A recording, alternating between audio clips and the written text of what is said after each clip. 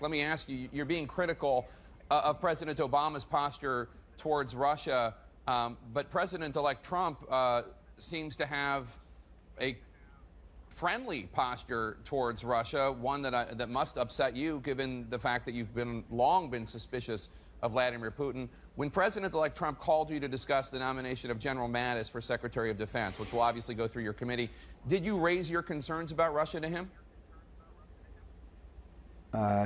No, because it was a brief conversation, and he mentioned that he was that General Mattis was going to be his nominee. There was not a conversation.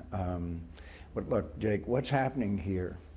When we see the seizure of these ships, when we see the cyber attacks, when we see the dismemberment of Syria, when we see the tragedies that are taking place there, which are heartbreaking, absolutely heartbreaking, while we sat by and watched all this happen. This is the sign of a possible unraveling of the world order that was established after World War II, which has made one of the most peaceful periods in the history of the world. We're starting to see that the strains and the unraveling of it, and that is because of an absolute failure of American leadership.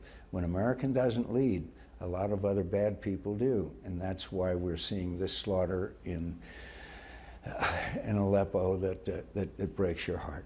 I understand that you're critical of President Obama on this issue, but are you not even more concerned about the fact that President-elect Trump seems to want to be friends with Vladimir Putin? I haven't heard him ever criticize Putin, ever. Have you?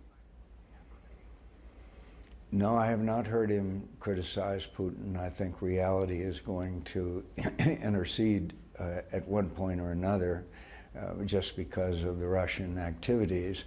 And I hope that with people like General Mattis and some other people around him, that he will very quickly understand what the Russians are all about. And that is, they are ahead of us in many respects in this whole issue of cyber warfare.